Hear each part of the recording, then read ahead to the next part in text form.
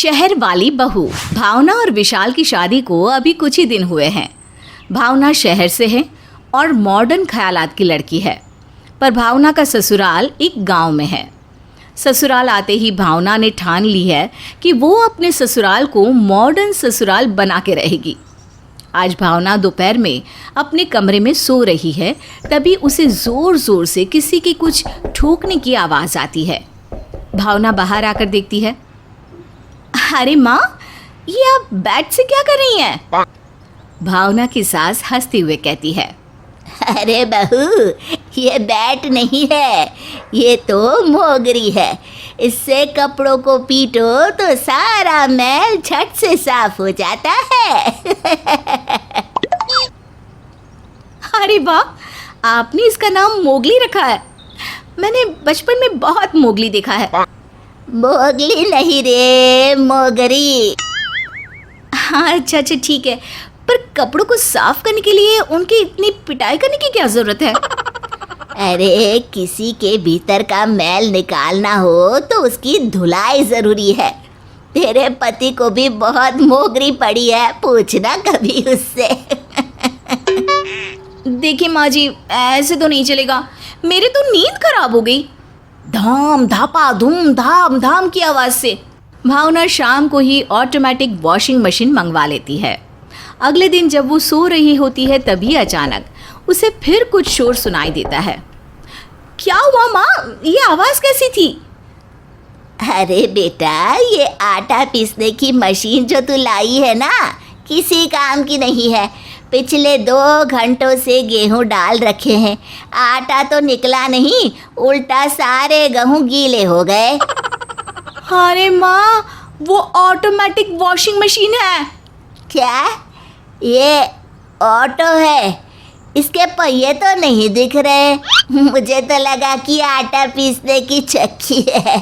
न जाने आजकल बाजार में कैसी कैसी गाड़ियाँ आने लगी है। भावना सर पीट लेती है। अगली सुबह भावना के ससुर टीवी देख रहे हैं। अरे ये क्या है, इस नई टीवी में तो सिग्नल ही नहीं आता। इससे अच्छा तो हमारे रेडियो का डिब्बा है। तभी भावना किचन में काम करते हुए कहती है, पापा जी, ये जो छतरी है ना, वो एंटीना का ही काम करती है। वो रिमोट देखिए, उसमें एक पीले रंग का बटन होगा, वो दबाइए तो सिग्नल आ जाएगा। ये कहकर भावना अपने काम में लग जाती है। थोड़ी ही देर में भावना के ससुर फिर उसे आवाज़ लगाते हैं। अरे बहू, देखो तो अभी भी सिग्नल नहीं आया। भावना बाहर आकर देखती है कि ससुर ने छत पे लगी डिश टीवी की छतरी को टीवी के ऊपर लगा रखा है। भावना अपना गुस्सा छुपाते हुए कहती है, अरे पापा जी, इस छतरी का सिग्नल छत पर से ही मिलता है। मुझे लगा कि टीवी के साथ रहेगी तो जल्दी सिग्नल भेज पाएगी। छत से टीवी तक फोटो वीडियो भेजने में टाइम लगेगा। ये कहते हुए भावना के ससुर वहाँ से चले जाते हैं। भावना को अब समझ आ चुका है कि पापा जी को ये सब समझाने का कोई फ़ायदा नहीं है। आज दिन भर थकान से चूर होकर भावना अपने कमरे में आती है। वहाँ पति विशाल अपने दफ्तर का कोई काम कर रहा है। भावना को यूँ परेशान देखकर विशाल उससे पूछता है, क्या हुआ भावना, आज बड़ी परेशान लग रही हो? हाँ, इतने दिन से घर वालों को मॉडर्न बनाने की इतनी कोशिश कर रही हूँ, पर अब तो मैंने हार मान ली है। विशाल उसे समझाते हुए कहता है, अरे इतनी आसानी से कैसे हार मान सकती हो तुम? तुम्हें कोशिश करते रहना चाहिए भावना, वो एक दिन ज़रूर सीख लेंगे। भावना ये जानकर खुश है कि घर में कोई तो है जो उसे समझता है। भावना का मूड अचानक ठीक हो जाता है। अच्छा ठीक है, ये बताओ तुम क्या कर रहे हो इतनी देर से इस कॉपी में? दुकान के हिसाब का काम कर रहा था। अरे ये कॉपी पेन के हिसाब के चक्कर में क्यों फंसे हो? ये लो।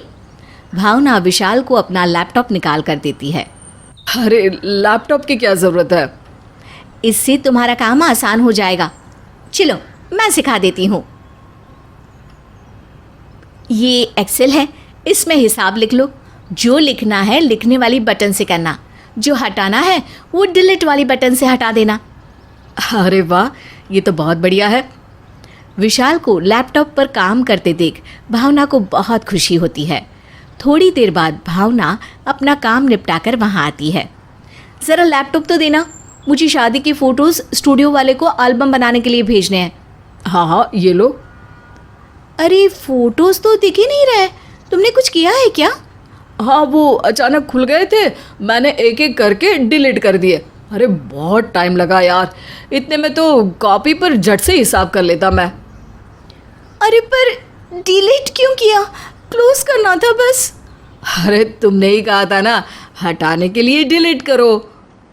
भावना चिढ़ जाती है। अरे वो शादी के फोटोज थे, अब वापस कैसे आएंगे? वो सब मुझे नहीं पता, लैपटॉप तुम्हारा है, खोल के देख लो। नीचे चले गए होंगे इन बटन्स के पीछे। मुझसे गलती हो गई जो मैं आप लोगों को कुछ नया सिखाना चाहती थी, उल्टा मेरा ही नुकसान हो गया। अरे कोई बात नहीं ना, मैं तुमको नया लैपटॉप दिलवा दूंगा, उसमें वापस हमारी शादी के फोटोज आ जाएंगे। तुम ना रहने दो अब। भावना अपने बाल नोच लेती है और कसम खाती है कि अब अपने ससुराल वालों को बदलने की कोशिश बिल्कुल नहीं करेगी।